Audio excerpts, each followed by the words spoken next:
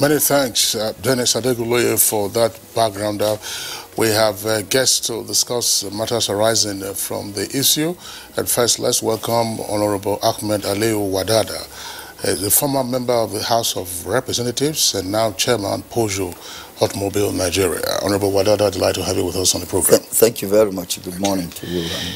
Also joining us for this conversation, and Wadada, you were a member of the House of Reps. Just in terms of lawmaking, the Finance Bill and then the Finance Act, which emerges from it, would appear to be a very effective legislative device for taking care of obsolete laws relating to finance sector and all of that, and then creating the necessary amendments to ensure that the economy and more particularly the national budget, get run well. What are your thoughts on this? Fantastic. Rejigging the Finance Act, like they said, is a welcome idea. But it is one thing to think about rejigging an act, an existing act, and another thing, a different ball game to see if what you are putting in place are really implementable. I don't want to go deep into the act because I'm here on a particular or for a particular purpose. But being it as it may, having been a member of the National Assembly, the REITs he talked about, the securities and mortgage-backed securities were all propagated by the then House Committee on Capital Market, which I chaired. There was nothing we did not do to really propagate and promote those investment vehicles. But as at that time, we were not understood. We feel good and fulfilled today that they are being talked about. But really and truly, like the minister said, the whole idea around and about the act is to attract foreign direct investment and then provide employment at the end of the day. But your tax system has got so much to do as to whether to be able to attract or to unattract investors. And again, your tax system can be as good as anything. If employment is still a problem within the system, how do you now generate what you envisage or you require to generate? That is, those are one or two things that should be looked into about the act. But for me, I'm here on the automobile. You are here on everything. I'm not here on everything. we are taking advantage of your membership of the House, to deal with these aspects. As you have mentioned, it's one thing to have the act; it's another thing to implement it faithfully and get on that. There are also political issues relating to taxation, as you very well know. But I forgot to add that. Please pardon us for doing that. No problem. And of course, having that title is not a mean feat. So congratulations, really. Thank you so much. And let's talk about what you said you are in here for. What does the title mean? What does it mean really? Hausa means? Sarki Yaki means war commander. I am the war commander of Kefi Emirate. So it is for me to always stand against any kind of invasion into Kefi Emirate, and also to go out there and fight for whatever good I will as an individual in collaboration with other people like you to see how, Kefi Emirate benefits. That would be the equivalent of area on account in some parts of the Southwest. All right, congratulations. So let's talk about what you said you were here for. The Finance Act, all right, the Finance Act includes reduction, of duty on mass transit vehicles, and of course for transport of more than 10 persons, and then trucks from 35% to 10%. As well as reduction on import levy on cars from 35% to 5%. Now, this is reduction really, and this means less money going to the government. If it were to be left at that 30, much more will get to the government. And government needs more money now in order to finance the Appropriation Act. Do you see this really helping the system? It's not at all. Not at all. Not at all in the sense that peripherally it could be seen to help the system. But looking at it from a larger perspective, you are killing an industry. An industry, the automobile industry will be completely dwindled or extinguished by such a policy. Why am I saying that? The National Automotive Industrial Development Plan came up with 35% tariff on imported vehicles so that it serves as a discouragement to importation, and then as an incentive, an encouragement, so to say, to the local assembly plants. Now, if you say as a palliative to whatever, COVID-19, you are now reducing tariff on imported vehicles at this day and age from 35% to 5%. 5% is what SKD, that is the automobile plants, pay. Like I said earlier on, the initial figures were 35% on imported, fully built units, imported vehicles, and then 5% on SKD. SKD is semi-knocked down. What the automobile plants, components that automobile plants bring into the country and assemble here. Now, reducing that of imported vehicles from 35 to 5%, putting the two levels at par, is of course a disincentive to the automobile industry. It is, with due respect, it is shameful enough for Nigeria in 21st century not to have gotten to the level of manufacturing as it is. Not to talk about the policy, the changes and whatever. It is shameful enough for us not to have gotten there. And as struggling as the automobile plants are in Nigeria, putting the best they can to really add the needed and required value to the system, you are now discouraging them. Because they cannot compete. There is no way with such policy, tariff policy regime in place. The automobile sector in Nigeria cannot compete. And Nigeria will become a dumping ground to all kinds of vehicles into the country. So what we are saying is, if, like they said, the tax regime, the 2020 Finance Act is to generate more income or more revenue for the government. You are now killing an industry that has over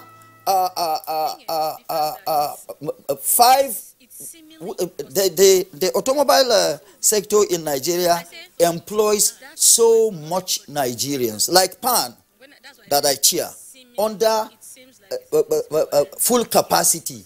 PAN employs nothing less than 3,000 Nigerians. If you have 3,000 employees, how your tax, what you will be having generating from tax alone in PAN is enough to take care of. I wanted to interject earlier on, and you've now hit the nail on the head. Talking about PAN, you are the chairman of PAN Nigeria Limited, and you're talking about the incentivization of this system to the automobile industry.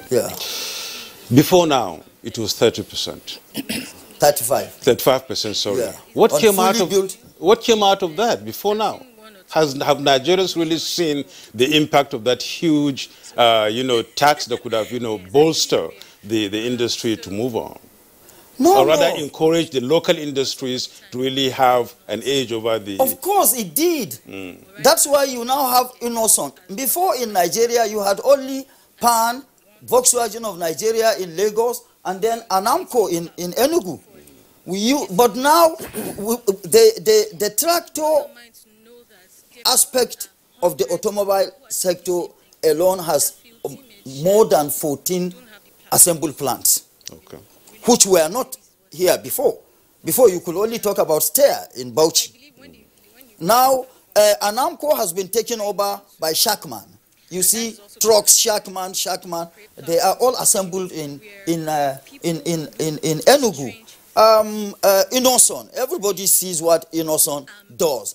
Peugeot, I mean PAN itself, let me correct it. For what Nigerians know is that PAN means Peugeot Automobile Nigeria Limited. It is no longer that. What is it? The federal government changed the name to PAN. Whether Peugeot or no Peugeot, it is PAN Nigeria Limited. PAN Nigeria Limited today does not only assemble Peugeot. There are Higa buses, the Cherry, all from China. So really, that high rate tariff on imported vehicles really served as incentive to the growth and development of automobile plants in Nigeria. So now this obnoxious policy regime that is coming on is so obnoxious. No, we said the policy. I mean, the government couldn't have been acting in an obnoxious manner, Honorable. I would say it's a policy. I mean, you may disagree with it. Yeah, but obnoxious to an industry. It is obnoxious to an industry. Potentially harmful. Well. All right, Honorable Wadada. Yeah, semantics. Yeah, that's right. Thanks a lot for your point. We'll return to you. Let's bring in Dr. Titi Fowokan of the Chartered Institute of Taxation of Nigeria. Dr. Fowokan, what's your reaction to this? I mean, you can see how passionate Honorable Wadada is in discussing aspects relating to the reduction of the import duty on fully built units versus CK. But Wadada, you will have to respond to the issues that Folonshaw and Dr. Fowokan, with the issues that they have raised. To summarize briefly, one, what is the capacity of the local automobile industry to satisfy local demands? Two, even after producing, is the government or are the governments, that's to say local, state and federal, serving as off-takers of the vehicles produced by the assembly plants? In other words, you might not therefore have a challenge if you produce 100 units, those 100 units are snapped up. So those are the key things that they have raised, plus the fact that there is a clear differentiation between vehicles for passenger transport, vehicles, that's to say tractors now, for agricultural purposes, and vehicles for personal or luxury use. First and foremost, the capacity of the local plants almost 1 million per annum as they stand today, or it stands today. And if that is not good enough, then the environment is a determinant as to, and who makes the environment? It is government. And government, it's one of the fundamental responsibilities of government to make the environment enabling enough for businesses to proliferate. And if you talk about, that is on capacity.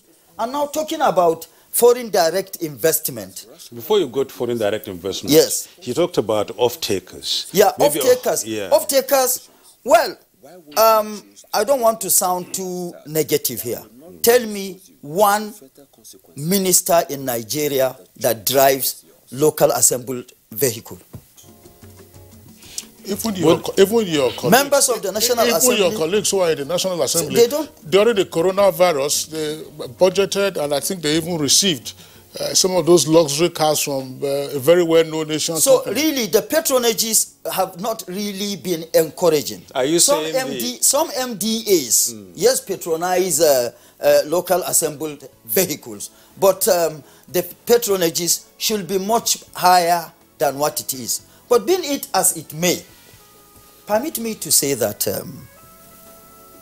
demand and supply, the rate or the level at which two operate serve as determinant to what the price of a product will be. So if today what the local assembly plants produce are too expensive, so to say, if that's what they, like he portrayed, are too expensive for Nigerians, it is because the supply is not meeting the demand. And for the supply to meet the demand, we are talking business here and economics. The environment must be enabling enough for the automobile sector to grow, to thrive. Like I said earlier, we used to know only 3 automobile plants in Nigeria, which were all government, federal government legacies. Today, we have more than, even in the tractor sector, aspect or sector of the industry, we have more than 14 plants. And talking about foreign direct investment, no OEM, that is original equipment manufacturer, will come to Nigeria as a direct investor or as a technical partner to any automobile plant with this kind of regime in place. As it is, even before the introduction of this tariff regime, all the OEMs we have in Nigeria have moved to Ghana. You say even before? Volkswagen, even before the introduction or the this proposal that we are talking about, they have moved. Volkswagen is in Ghana.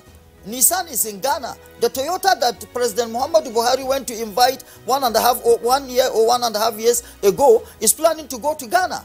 As it is, because of the automobile sector policy in Ghana, Ghana is now looking, seen to be the automobile hub of Nigeria, of Africa.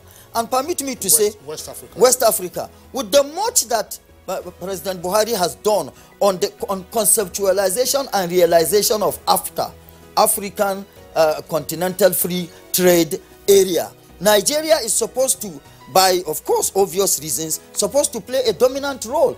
But with this policy, we wouldn't be able to play that dominant role at all. And so it is the increasing, just like I said, rejigging the tax regime, fantastic. But as far as the auto industry is concerned, it is government, this somersault, this policy is a somersault by the government itself. Because ab initio, before now, federal government put in place a standing committee headed by BPE to look at the factors that have been mitigating against the growth and development of the industrial, automobile sector in Nigeria. And the outcome of that committee, the result of, what that committee, the report of that committee stated that what the National Automobile Industry Development Plan put in place should be sustained. That is one. Now, the same government is coming up with policy that is contradicting and bastardizing what its standing committee suggested. Secondly, when this issue came into the offing, meeting was called at the office of the Vice President, where NAMA, that is National Automotive Manufacturers Association, was in attendance to representing, of course, the automobile sector. And at that meeting, because of the argument advanced by NAMA, the meeting resolved that NAMA should go and articulate a document that will show the way forward to balance or come up with an equilibrium from what the thoughts of government are and what the industry thinks, Then shortly after, we just, NAMA came to know or to realize that the act was already, the proposed act, bill, was already approved by the Federal Executive Council. And that is why we are saying, for crying out loud. Cry less, Honorable Wadada. I was going to ask you to respond to one point made by Mr. Balfalon show, that namely, and this has always been an issue in our economy, that on account of the pre-existing tariff structure, a lot of smuggling had been going on, and automobile players in the automobile industry have also been complaining about smuggling. And so this appears, on the face of it, to be a device to deal with smuggling, to ensure that proper revenue comes, and that indeed the local automobile manufacturers or assemblers can have real competition, as it were, or an opportunity to actually leverage on what is available. He talks about that, and I think it's been a significant issue with our economy, namely how to deal effectively with smuggling. Well, whose responsibility is it to take care of smugglers? It's the government's responsibility, but those who are smugglers are... And who are these smugglers? What do they smuggle in? They are Tokumbo vehicles. So if they smuggle in Tokumbo vehicles, and now you are coming up with a regime that is opening up the corridors to importation of all kinds of vehicles into the country, and yet you want to generate internally more revenue from is it through reduction of tariff that you will have more revenue, or by creating the needed and required enabling environment for the automobile business to proliferate? If we have more automobile plants in Nigeria, that means more employment for the citizens and more taxes to be paid by the citizens, which of course means more revenue for the government. So what are we really talking about? More revenue for the government, and then a sector is being developed, a sector is being deepened, a sector is being grown. Which one is better? Just like we are talking Toyota here, we are talking Volkswagen, we are talking Nissan, we should be talking Nigerian products, if not anywhere, within the West African sub-region. Honorable Wadada, you've made the point really, and of course, Kingsley, this is maybe a topic for another day. It's a very wide one, the automobile in Nigeria. Of course. We have really looked at that. Aliyu, who is the DG of the Automotive Development Council, has been a regular guest on Good Morning Nigeria. But of course, we are discussing this one relative to the new tax regime embedded in the Finance Act 2020. We're going to have to take a short break now. When we return, we'll continue the conversation with our three guests. React to this. You heard him speak, really. And of course, he's talking about the unclaimed dividends and then the dormant funds and the government being not only the big brother now, but the father in charge of the house. And whatever it is, after 6 years, these things are not claimed. It takes control and they maybe manage it for the owners or the owner if they come, as the case may be. How would you react to that? I do not subscribe to that. It is it looks good, sounds fine, but our antecedent will not encourage or support that. Let's look at what obtains today under the National Social Insurance Trust Fund. When I was at the National Assembly, and I was chairing the House Committee on Capital Market and Institution, this proposal came under unclaimed dividend. Government wanted to set up unclaimed dividend trust fund, and I and members of the committee then, of course, sought the support of our colleagues. We educated our colleagues on the issue. Unclaimed dividend, if government sets up a fund, bureaucracy every year will take out the much. Let's not even talk about corruption here. Bureaucracy will take out the much of that fund that it will take. We said rather than doing that, this unclaimed dividend accrued as a result of private businesses. So why should the government, if private individuals are not taking from government, why should government take from them? What should be done is for government to assert its authority, powers and authority, to say, now the Nigerian capital market, give us the figure of, the final figure of unclaimed dividend you have. Once that is gotten, the registrars, as he said, under the Apex Regulator, Securities and Exchange Commission, the Bankers Committee, which of course the apex regulator of the money market, that is Central Bank of Nigeria, will form a committee and see how that unclaimed dividend figure or amount will be ploughed back to the capital market business, and whatever return on investment gotten annually, government could propose that whatever return on investment that is gotten annually from unclaimed dividend, operations of unclaimed dividend should be either channeled to the health sector to take care of maternal and child, or channel it to education to say this return on investment this year or for the next 3 years will be providing pencils to primary schools. Meanwhile, the fund is still there.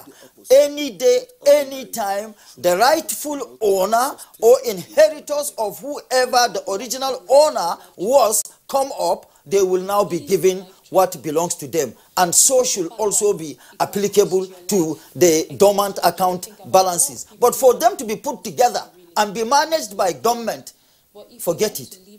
And like he said, at the end of the day, the ultimate objective this year is for government to be able to access that fund, borrow from it, and partly fund the budget. If government, I propagated this and I still stand by it. It is one of the ways that we can grow and really deepen the Nigerian capital market. If government wants to borrow, let it issue bond within the market for just like it does on the money market, treasury bills. Issue a development bond for Nigerians to invest on it and raise capital, raise funds from it, and fund your budget. But fund budget that will bring back investment, not to fund budget that you construct. Government will construct roads and without putting toll gates and anything. Money will not be realized at the end of the day. That's not what it should be. Honorable Wadada, thank you very much.